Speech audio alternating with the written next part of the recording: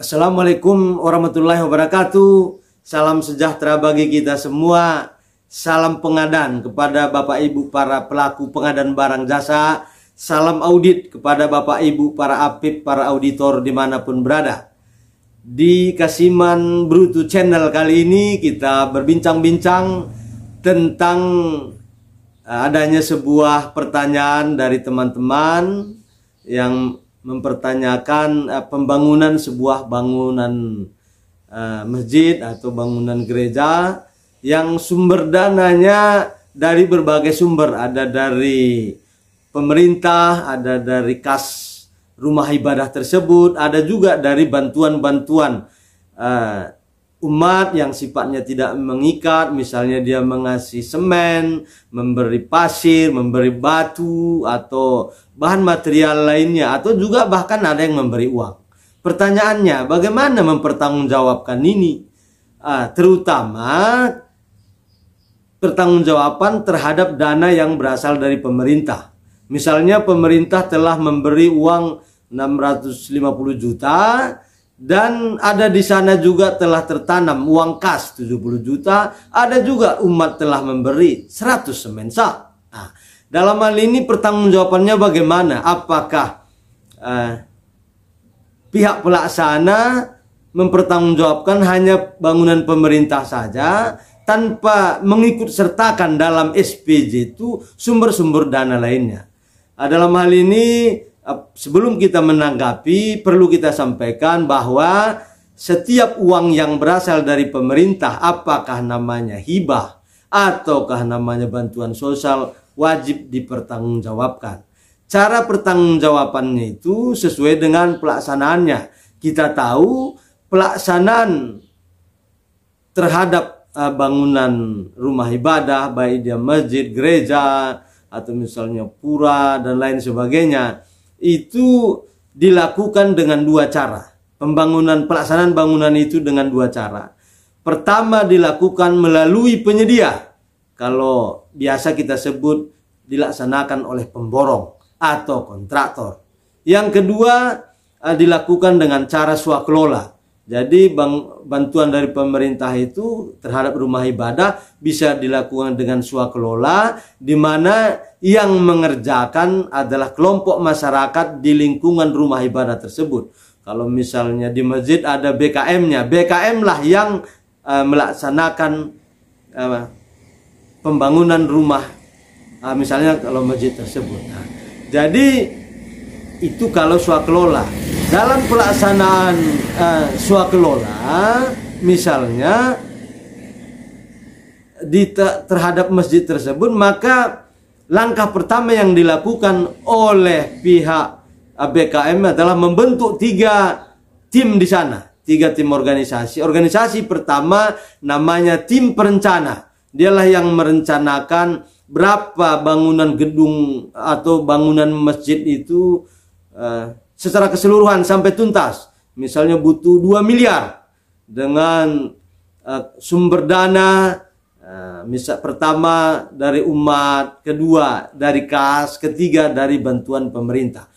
Misalnya kita harapkan bantuan pemerintah tadi ada 650 juta, tetapi tim perencana harus menyusunnya secara global sampai tuntas rumah ibadah tersebut secara selesai 100%.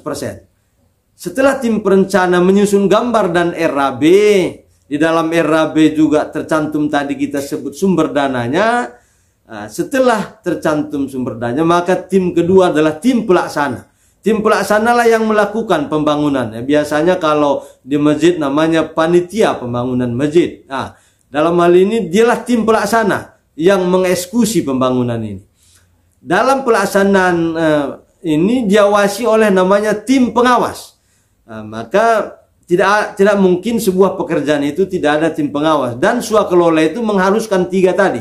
Tim perencana, tim pelaksana, dan tim pengawas. Ketiga ini diangkat oleh kelompok masyarakat yang mempunyai badan hukum tadi. Siapa yang mempunyai badan hukum? Misalnya di masjid tadi ada BKM, ada aktenya di sana, ada izin rumah ibadah, penetapan ketua BKM dari Kementerian Agama, bahwa dialah yang mempunyai legalitas sebagai pengelola di rumah ibadah tersebut. Dalam hal ini maka BKM mengangkat 3 organisasi.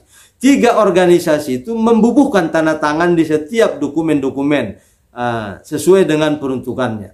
Kalau dokumen perencana gambar RAB itu diteken oleh tim perencana. Kalau di pelaksanaan, baik dia pembelian, pengadaan, segala macam, itu diteken oleh pelaksana. Tetapi dalam pelaksanaan ini harus ada juga membubuhkan tanda tangan tim pengawas. Nah, jadi di dalam SPJ itu baik dia progresnya, ada tim pengawas juga membubuhkan tanda tangan.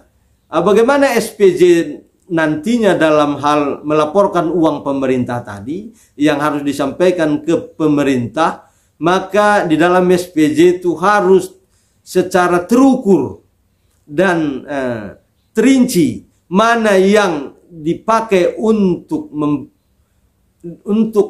bangunan dari dana pemerintah, mana yang dari bantuan umat, mana dari kas. Misalnya kas sudah digunakan 70 juta untuk pondasi, maka di dalam SPJ tercantum 70 juta untuk pondasi. Timbul pertanyaan, untuk apa ini ke pemerintah? Toh uang pemerintah hanya 650. Tujuannya ke dalam SPJ itu adalah untuk menyampaikan secara terukur SPJ itu. Terukur artinya yang dibangun pemerintah itu, dana dari pemerintah yang 650 juta itu jelas peruntukannya yang ini saja. Dan orang secara kasat mata bisa, oh betul. Tidak detail pun kita bisa, memang pondasi bukan dari pemerintah atau atap bukan dari pemerintah, misal seperti itu. Jadi dalam SPJ dana bantuan pemerintah itu tidak hanya tercantum sumber dana pemerintah saja, tetapi turut juga serta pertanggungjawaban penggunaan kas rumah ibadah itu dan bantuan-bantuan yang tidak mengikat lainnya. Sehingga dalam mengawasi pun bisa terukur. Tim pengawas juga bisa terukur.